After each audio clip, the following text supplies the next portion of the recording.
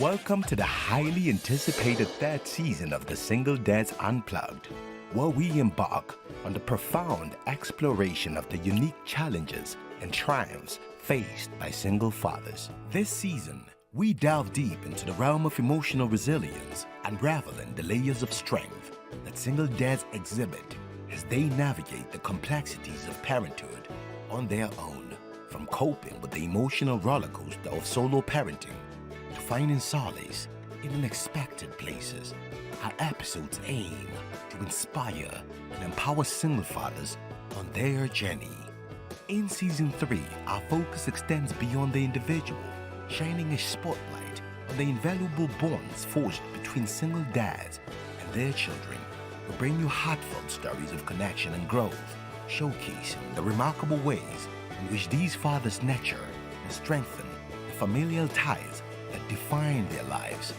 Moreover, we address the crucial intersection of financial and emotional well-being, offering practical insights and advice to help single dads not only survive, but thrive in their role as primary caregivers.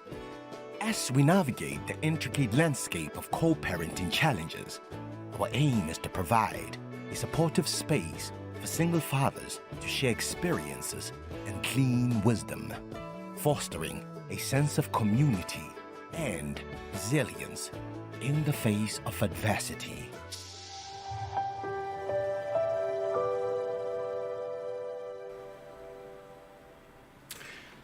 Welcome to the Single Dads Unplugged Season 3, I beg your pardon, and this is your host, Sthe Phakathi. We are all about building bonds between fathers and kids, and also empowering fathers, single fathers particularly, be better dads to their kids. And at this time, I would like to welcome Jabu Zwane. Welcome, my friend. How are you? I'm good on you, Sthe. You made it. You didn't even get time to breathe, right? I see. We're here. And then the team just got you to the desk and then without even having water. Thank you, my friend, and I really appreciate your time. Maybe tell us a little bit about, you've got so many roles, and you and I have been on this journey for a little while now. You were part of Season 2. I appreciate your contribution to that round table that we had. Maybe tell the audience and our viewers a little bit about what you're all about professionally, and maybe your little history as a dad as well. And then we're going to delve into some of the key discussions later, if that's okay? Sure, absolutely. Well, I am a father and a husband, as you've mentioned, but I'm also a mindset development specialist. I work with companies through my institute called the Mindset Development Institute. We work on leadership, on entrepreneurship, effective communication, emotional intelligence, and also quite a bit of diversity, equity, and inclusion. Oh, DI. Yeah, and quite a bit of the work that I do in my own personal capacity is also in family counseling and marriage counseling. That's great. Yeah.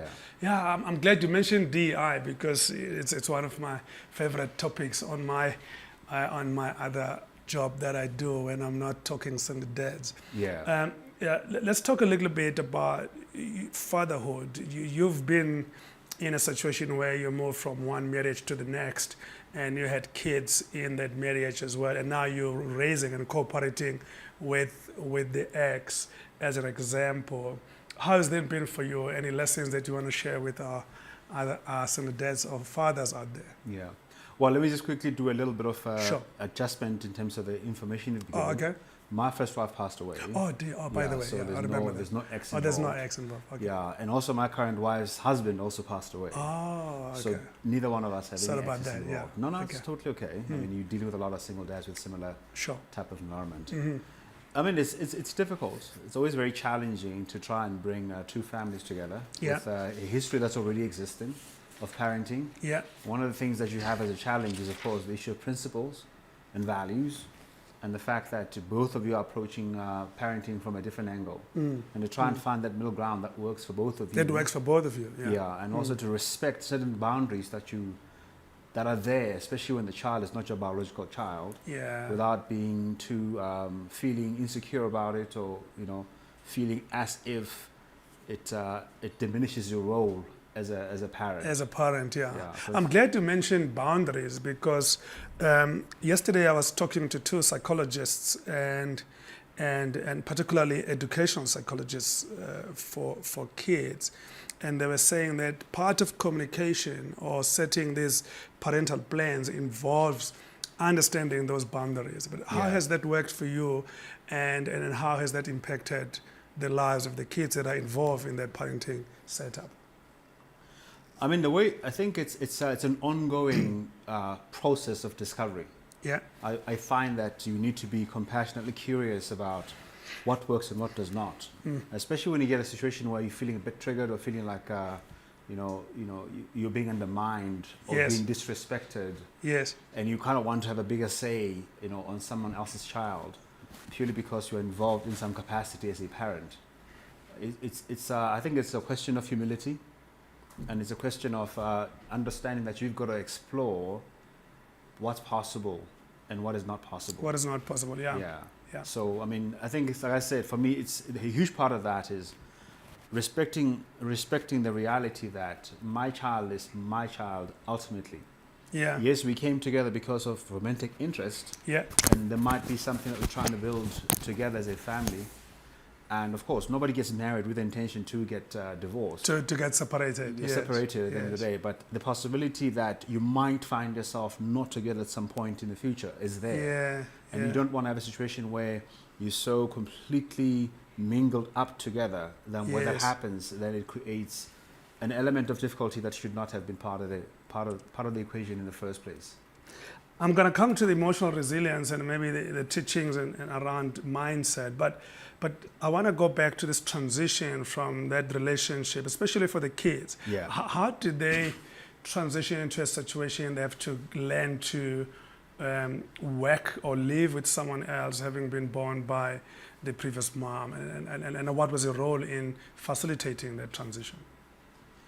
Look, I mean, it was definitely challenging. Thankfully for me, at the time that my first wife passed away, my eldest son was 9. Okay. My youngest son was 6, and my daughter was 7. And so they were still at least in that impressionable age. Yeah. A lot more still. Very tender age. Tender age, still trying to discover. Yeah. The first thing that I needed to do was to create as much stability as I possibly could. Sure. And of course, taking them through for counseling and therapy, that was quite crucial as well. But I mean, throughout the process, I find that it was important to keep the children updated.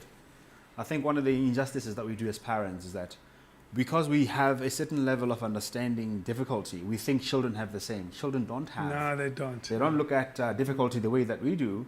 And then we're thinking that we need to protect their fragile minds because based on how we understand pain to be.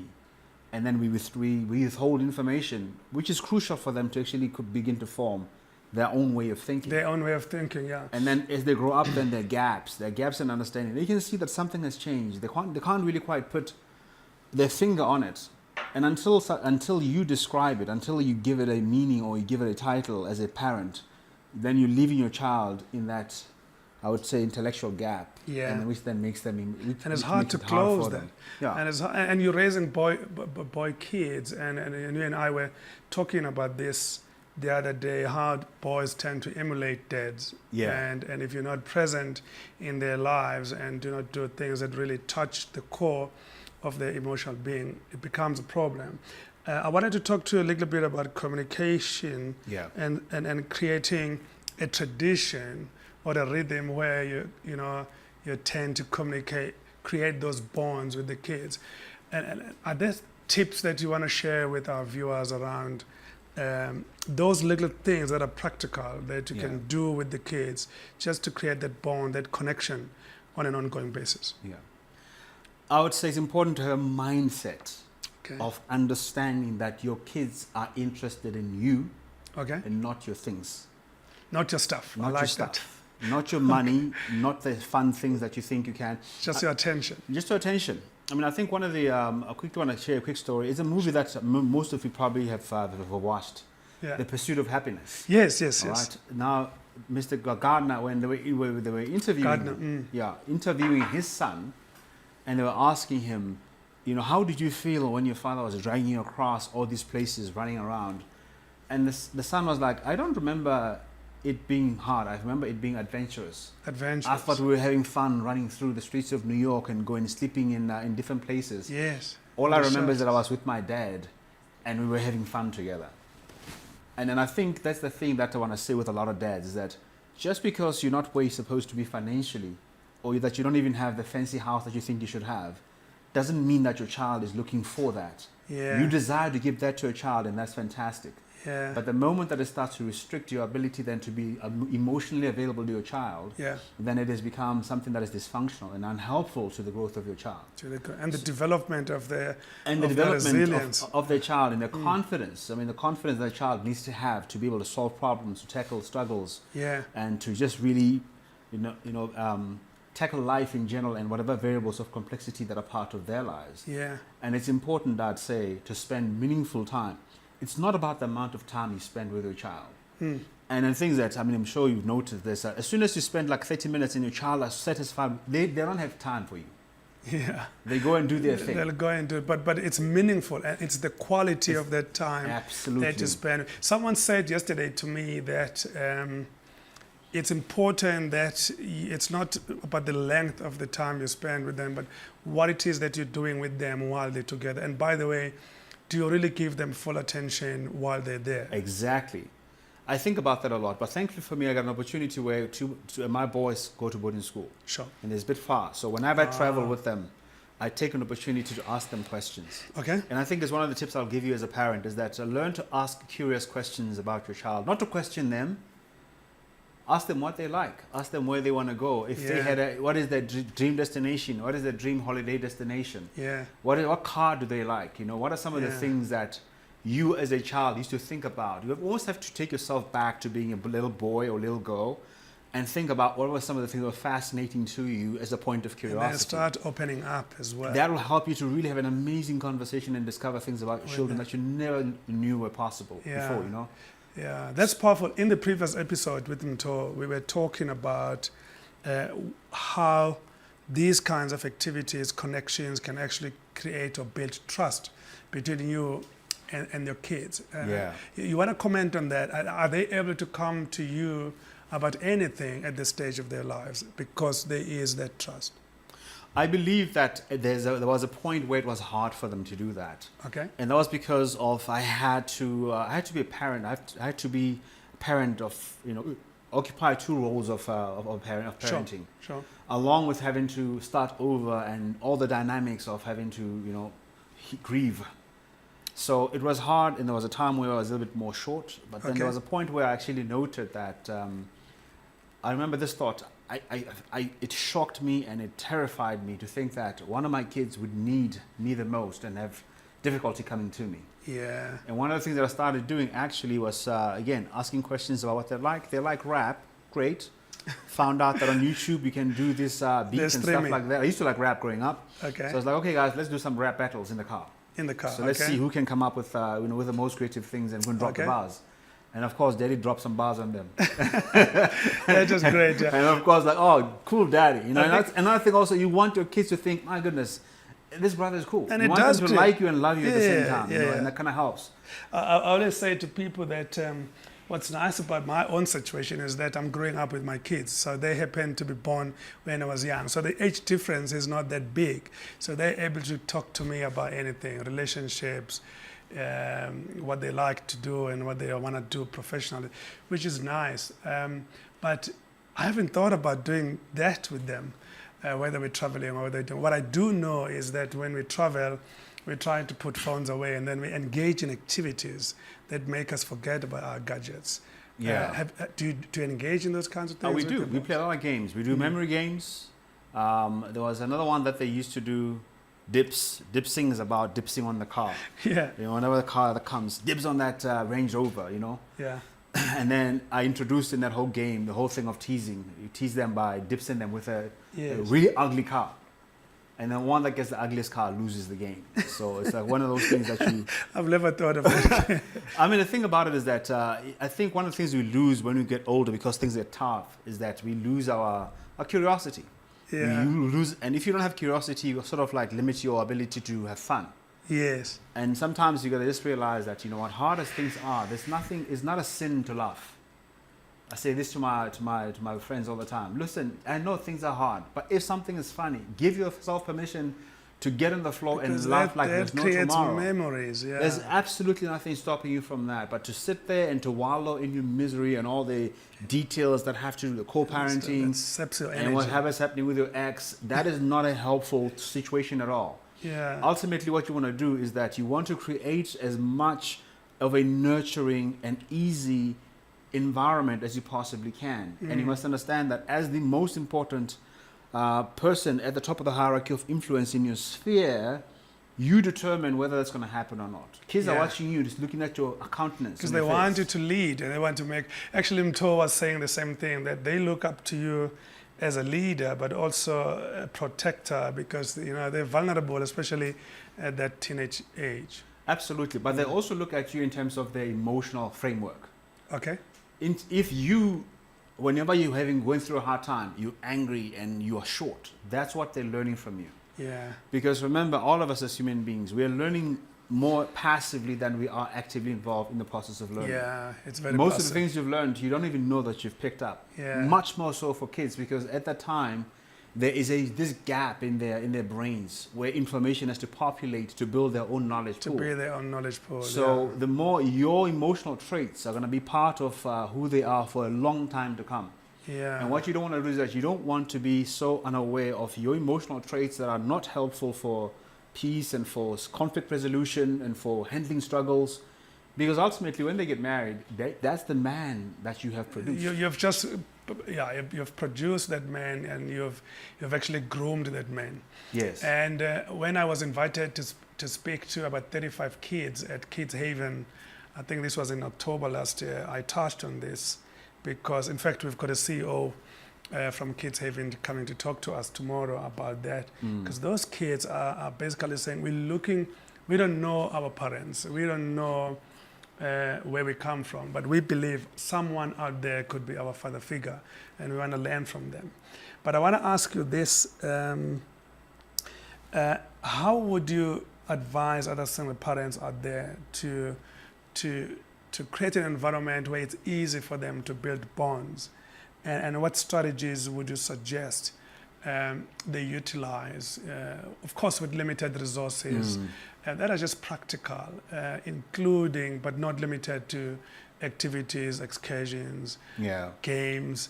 Are there practical things that they could also consider as part of creating those bonds? I would strongly warn again, especially for single dads, stop making everything with your kids about money. Okay. Stop making it about money. Kids are looking for connecting with you. They want to know who you are, and they want to know what you think about them.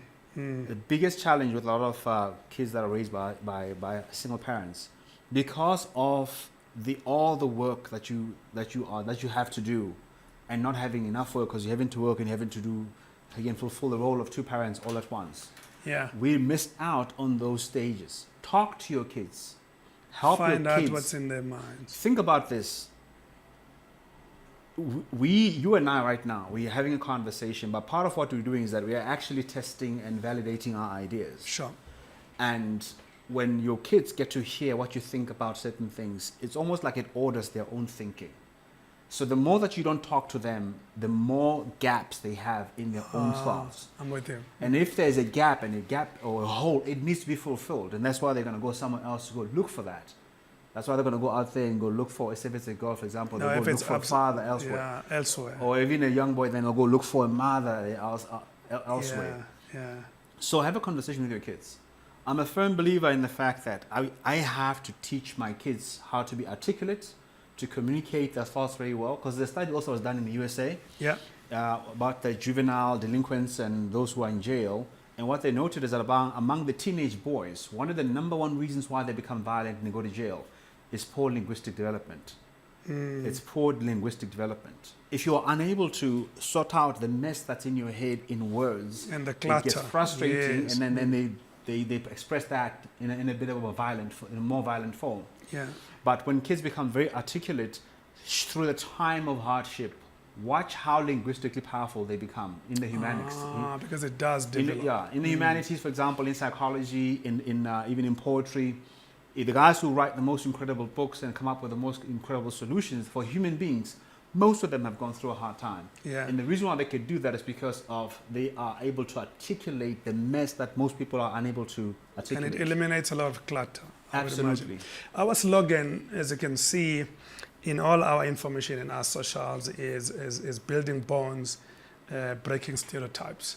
Yeah. What type of stigmas or stereotypes that you think through this network, or even with your events that you run, we should consider breaking or making sure we raise awareness? Yeah. Before you answer, yesterday someone said to me, there's a stereotype out there that men do not have inherent ability to raise and nurture kids. Mm-hmm. And therefore courts during breakups or divorce proceedings, they default to mothers yes. for custody and parenting.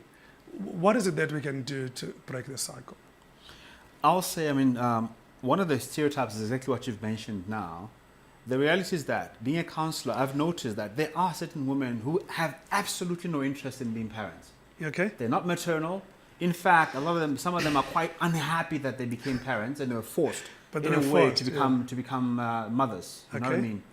And on the other hand, there are certain dads. Someone like myself, in both my marriages, I'm the one that's far more involved in the kids. Wow. I'm the one that knows the sicknesses that they've got, takes them to the doctors, takes them to school. And then another stereotype is that you get to the school events, and then at the school event, there are a couple of us who are fathers there with our kids, but they keep on talking to the mothers. Thank you for being here, mummies. But father is, hello. It's just a father. I'm here.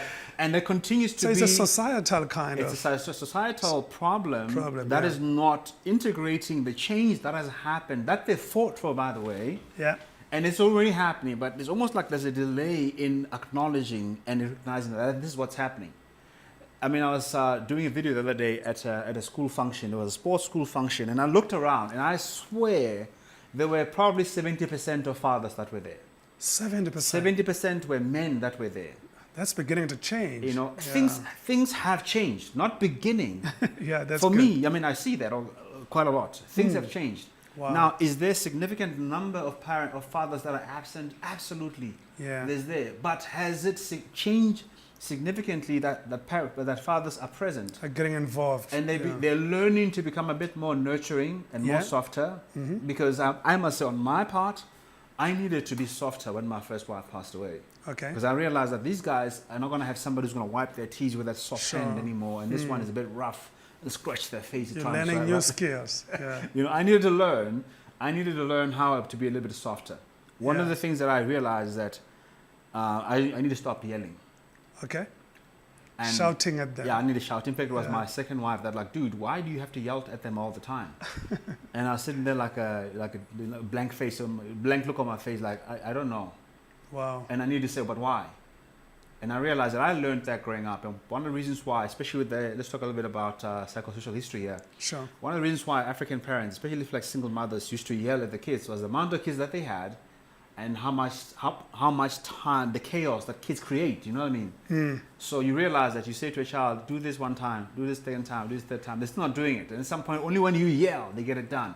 But what happens if it's 5 kids and there's nobody there to help you? Yeah. So you develop a culture of yelling. So the yelling was more about, listen, we need to curb the chaos because before things go crazy. Destroys the child. But now that there's a degree of, equitable distribution in terms of parental responsibilities, or at least we don't have as many kids as we used to anymore, there's no need for us to be yelling and screaming at kids. No, there isn't. Anymore, because it does. One study showed that actually yelling and screaming at kids in that way almost has the same impact as physical abuse. Yes, physical abuse. I was about to go psychologically, you know what I'm saying? Yeah. I want us to turn our attention to the work you do around mindset and helping parents, fathers particularly, shift mindset around parenting. What have you seen in your profession around the things that most fathers grapple with just by dealing and working on themselves before they can hope to change anybody else? I've seen that a lot of parents are actually parenting the young selves. The young selves. Yeah. I like that. Yeah, they literally are. They literally are not that. They're parenting. Either they're dealing with their traumas, by trying to make sure that their kids don't go through what they went through, or they're parenting as kids themselves, not having dealt with their own trauma. They still are, they still have emotional outbursts. They still are doing the some of the emotional tendencies of stonewalling, of threatening kids if they don't do what they're supposed to do, and the whole punishment and vengefulness type of way of parenting. Because unless you get to a point where you consciously begin to change the things that you don't agree with, all you are left with is what you know. Okay. So as much as you don't want to yell at your kids, if yelling at your kids is the only thing that you know that works, you'll continue that behavior even if you don't like it. Yeah. Or even if it was... It's almost perpetual. It's a perpetual. Even also if it was a corporal punishment. If that's the only thing that you're going to continue to administer discipline in that manner, tendency, yes. until you learn a different way of disciplining, a different way of parenting. And one of the things that I think that many of us parents need to realize is that our kids are not us. They didn't grow up under the same dynamics as we did, especially if it happens to be that there was a traumatic upbringing of poverty, of abuse, of psychological, abuse and all of that, that that's not good. Now you need to learn what is good. Yeah. Not just, this is not good, but actually what is good.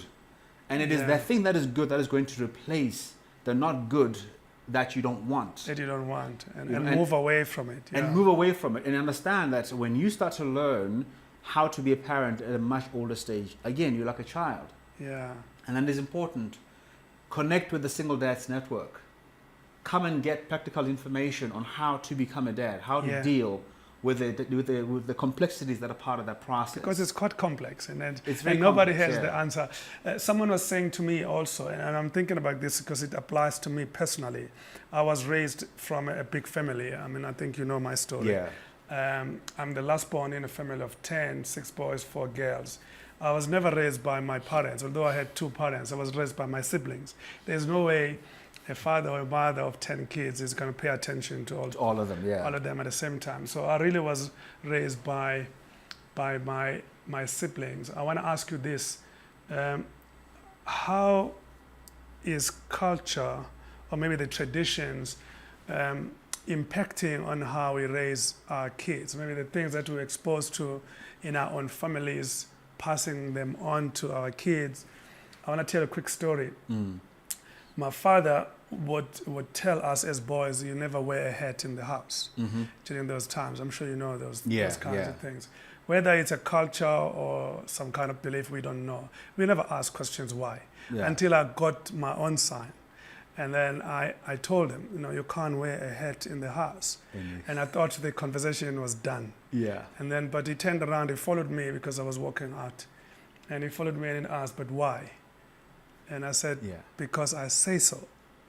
And he was not satisfied. Yeah. And he asked again, but I need to understand why I can't wear a hat in the house. I'm going to say this, then obviously I insisted that it's not right to wear it. But I could see that he was still disturbed because he wanted to know the reason. Now, how do those kinds of things and beliefs make us raise kids the way we were raised? Yeah. They absolutely influence the way we raise kids. I think about it this way from the point of how mindsets build, which I often describe as structured categories of thinking that lead to an outcome, whether you're aware of it or not. That your brain is built in structures of information that get compartmentalized, and then the impact, the decisions you make, and the things you think, and the attitudes, and all of that, right? So when you are young, at a young age, you don't have, first of all, the intellectual ability to assess, to validate information. So you work a lot on trust of the people who are your greatest source of influence. What I term the true source of influence. That's where you learn from. They've gone before that, and that's why you take what your parents tell you. But it becomes a very dangerous thing when a parent does not understand that they are responsible for full explanations with kids. That when your child asks you a question, it's not a sign of respect. My thing was the issue of questions. because I was never allowed to ask questions. Oh, really? To your dad, you mean? To anybody that was older than me when I was growing up. My dad okay. wasn't around, my mother was not around, so You can never but ask my grandfather was there, and nobody asked grandfather any questions. Yeah. And so you develop this mindset of being uncomfortable with questions from a younger people, you know, and it's always perceived as not as an exercise of curiosity, you know, and we don't honor the integrity of having to answer the question to fulfill that information that's missing, right? Sure. Instead, we're questioning and we start to allocate judgments and say, you don't listen, you're disrespectful. Yeah. And there's a point where you learn as a child that asking questions actually is a dangerous thing for you to do Yeah. because you're going to be mislabeled a certain way. So when my kids started asking me a lot of questions, I was uncomfortable. It makes you uncomfortable. It made me feel because uncomfortable. you're not used to it. Yeah. Yeah, and I was like, okay, but why am I uncomfortable? And I needed to figure out, this is why I'm uncomfortable. Yeah, to reflect. And to reflect and say, but why are they asking the questions? People ask questions, all things considered, and assuming no guilt and assuming no malice.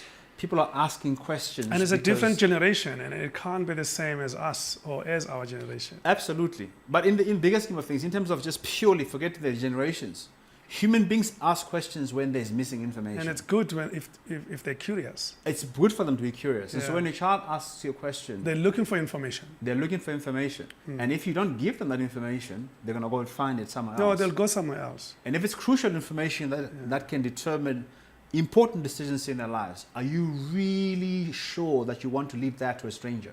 Yeah. We're going to go towards the last part of our conversation. We were talking last night, Sydney and I, at my house around what can this network do to influence the boys that are becoming future dads. You know, this network addresses a lot of challenges with dads or single dads that are already dads. But there's a host of young men that are not having the right information about fatherhood. What can you, in your profession and maybe through this network, do to maybe reach out or design programs for young boys to make them understand stuff about parenting, fatherhood, and the pitfalls of fatherlessness, especially those young boys that are growing on their own without a father figure? I'm a firm believer in the fact that it's more important for human beings to learn how to be human. Okay. And I think when you learn how to be human, it becomes a lot easier then to correctly align with the various components of what that is. Yeah. So if you grew up without a father, then you can't understand what does a child who has no father need.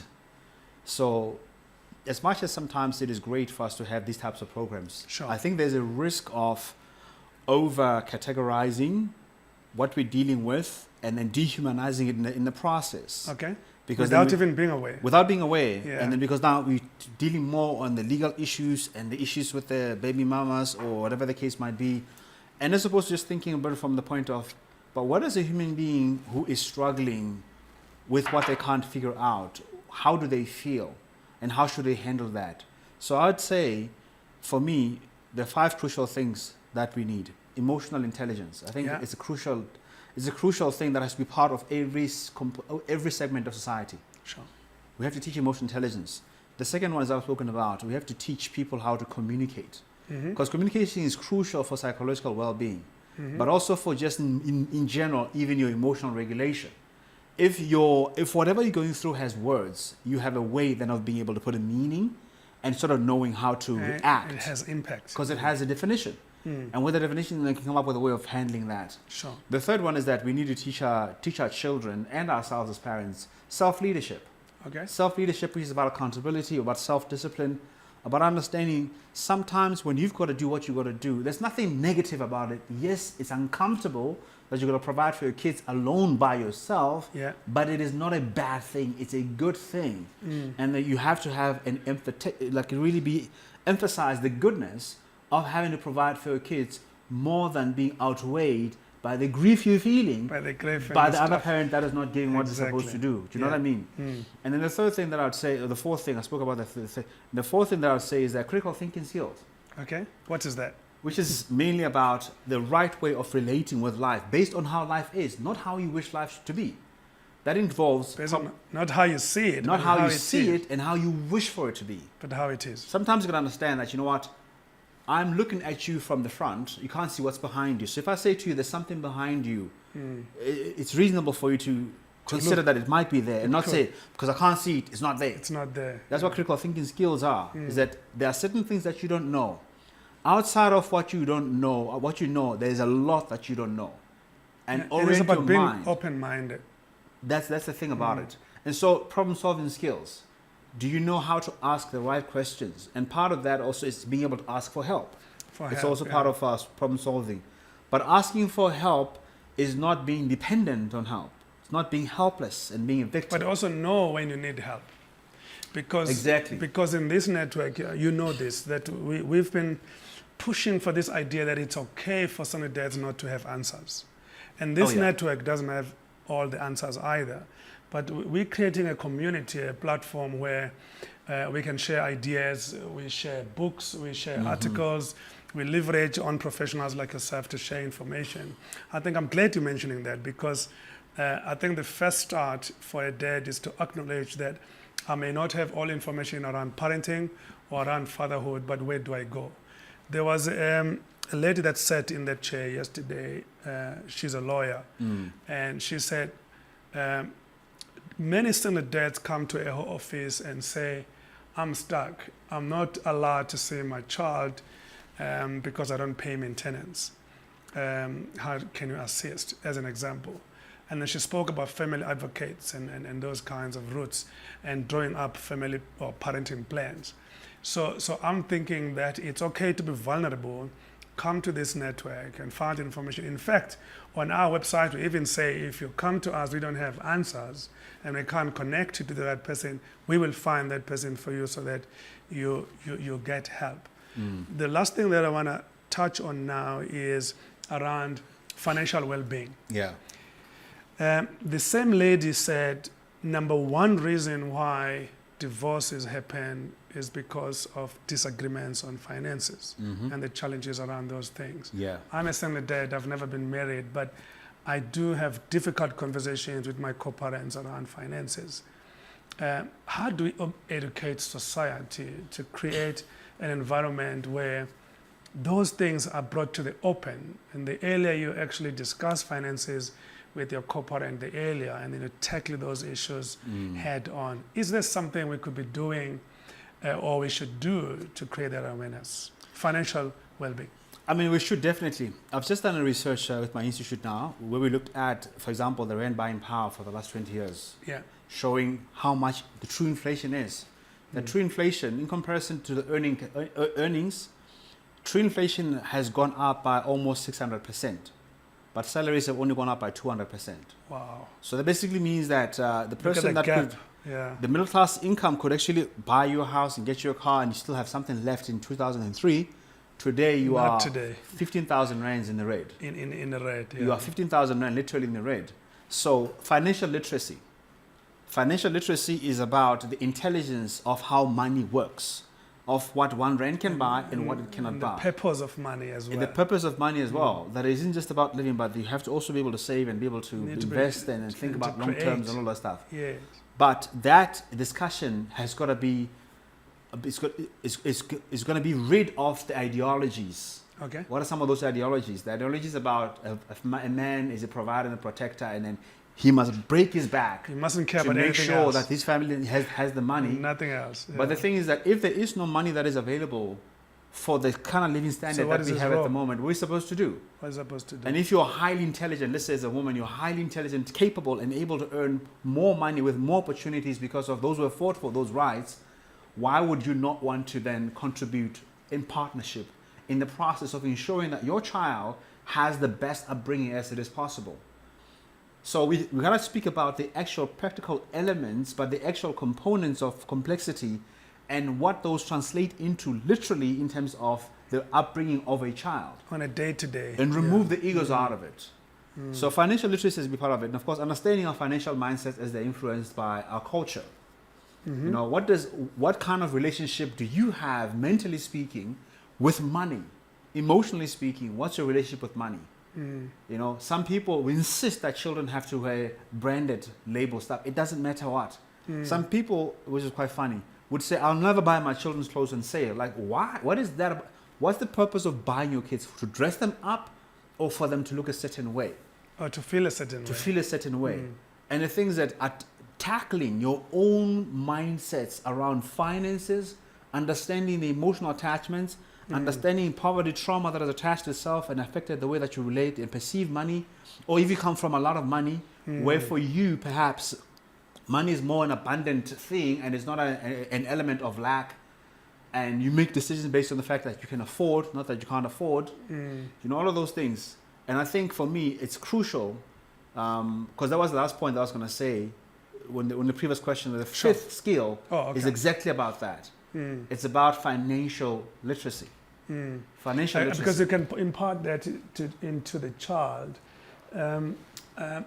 Togo was talking with me the other day that teaching your kids financial literacy early in life is very important, because then it's not about spending, but it's also about building a portfolio of assets. I always say to my two daughters is that even if you're going to get married or live with a man, but don't relinquish or surrender all your assets to that man, because he may sell them and then dump you tomorrow, and then you start from scratch again. So maintain some kind of independence. But financial literacy is very important, because your relationship with money, as you say, it's not just about covering the bills and spending, but it's also about what can I do? What can I use today's rand to build more income tomorrow? How do you make money work? How do you make? I'm teaching my kids how money works. I tell them, okay, Fridays, if we have the means, we will have those takeaways. Only on Fridays, all right? Any time of the day, if you decide, of the week, if you decide we're going to go, I'm like, no, but remember what we agreed. This is the plan. I have a budget for my kids in terms of the amount of money I spend on shoes and on their clothes. My son is a bit older now, and the other ones are now 14, and now into all these Air Jordans. I'm like, dudes, I'm not spending 2,500 rand for your shoes. I don't spend that much money for myself. Give it on yourself. This is your budget. Those ones that are going to boarding school, I send you money every month. You don't have to blow all the money. If you save the money at the end of December, you'll have more money to buy yourself Air Jordans. They thought I was kidding. Okay. And I wasn't kidding. And then my eldest son got the message. And then last year, dude was asking daddy, well, I didn't blow all my money, so can I go buy my Jordans? I'm like, sure. Now that you've saved the money, go buy, top up. Here's my budget for you, top up. And teaching them to know that just because I have the money doesn't mean that it's for them to use. It's not yours, it's my money. I've got plans with it. And at the very same time, you're not entitled to it. And if you're going to get anything from anybody, it's important to understand that sometimes you've got to work for it. And I think that's crucial. And earn it. And earn it. And that's the question. Are we teaching our kids the importance of earning your keep, of contributing your bit in society? Are we teaching them how to work hard and go after what they want themselves? Are they living on handouts? Or do they feel like, you know what? I'm just lovable. It's so funny. This other lady yesterday, she's like, you know what?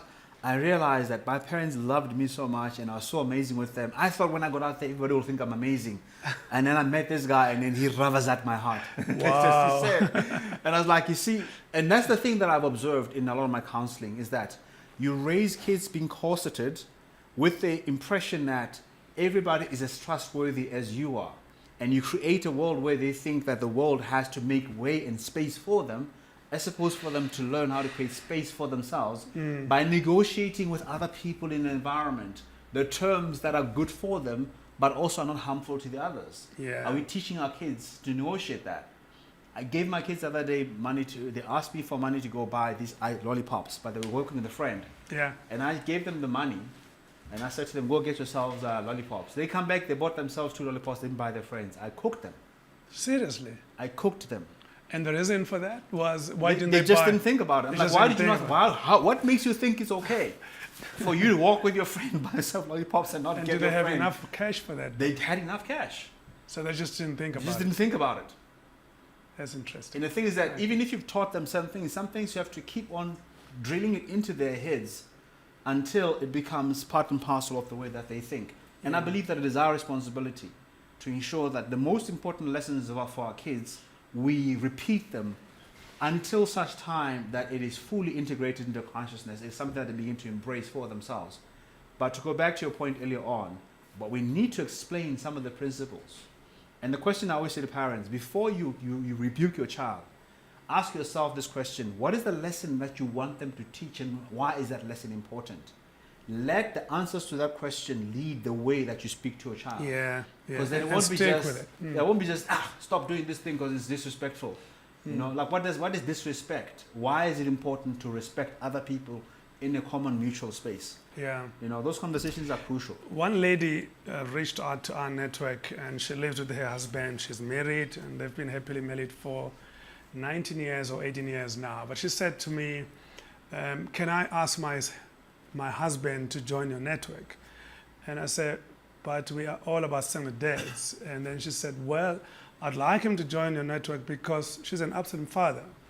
And I said, well, tell me a little bit more. And she said, well, he's there, he provides, he sleeps at the house all the time, but he knows nothing about our kids. And I'm hoping he can learn something, one or two things from the network. And I began to drill a bit deeper. So they both work, they've got professions like you and I. But when he goes home, he will provide financially and otherwise, obviously, a roof over their head, clothes on their back. But he's got no meaningful relationship with the kids.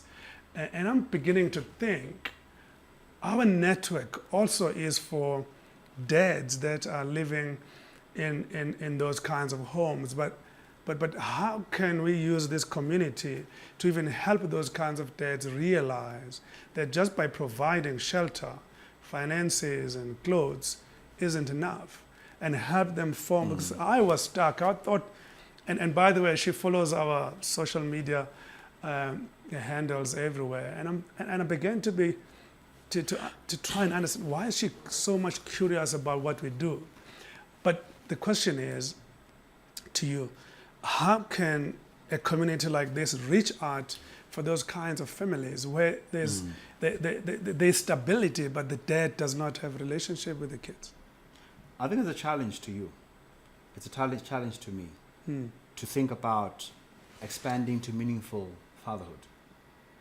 I think we should do that. Not just single dads. Not just single dads. dads. And I'm all in for that kind of idea. Well, you're a married dad, but I'm thinking, as you're talking, but we should think about that. I think it's something that we have to incorporate, because ultimately that's what it's about. We're talking parenting. So it's possible to have a husband who's an absent father? Oh, there are many. Is it? There are many. And it's not so much that they're absent. I think it's important for us to not judge it per se. People do what they know. And if they've seen their fathers and whoever else do that, and they feel that the responsibility of me as a father is to provide, to protect, and to do all of that, and I don't have to be emotionally available, that's the role of a mother. It is for both couples to renegotiate those terms. And to understand what that involves. And let's be very honest and be very fair. A lot of mothers don't know how to let the fathers be part of their children's lives. They think it's inherent in the fathers to know what to do. No, let me repeat that again. A lot of mothers don't know how to let fathers be meaningfully part of their children's lives. When they rebuke the child, mother criticizes how the father parents the child. Okay. You know, when they ask certain questions about parent, I've seen that happen quite a lot, where it's like, I just want to shield my kids from all the danger. You want to expose them because you're dangerous. Talk about this whole toxic masculinity thing that's a talk out there. Yeah. So when you're trying to teach your kids, your boys, to burn that productive energy that is so much in them, otherwise they start breaking stuff in the house, and it's like, but why? This is dangerous, and then the child is being protected and has got much layers and layers and layers over them. And then you're thinking, but he needs to understand that life is hard out there. Life is hard. And then you will tackle it. I want to say this to the people watching and listening to us. We are only getting warmed up and we are out of time. But I want Jabu and other fathers out there to come back as part of season 4 to explore this notion further around meaningful fatherhood. How this network can help those of you watching be better dads wherever you may be. And again, go to our handles, go to dadconnections.org, follow our socials, and give us feedback, and we appreciate your questions. My friend, I need to thank you at this time, and thanks so much for coming up. Cool. We'll It was talk great. again. Thanks for having me. I like that. There's a lot to talk to you about. Come on now. Thanks, mate. The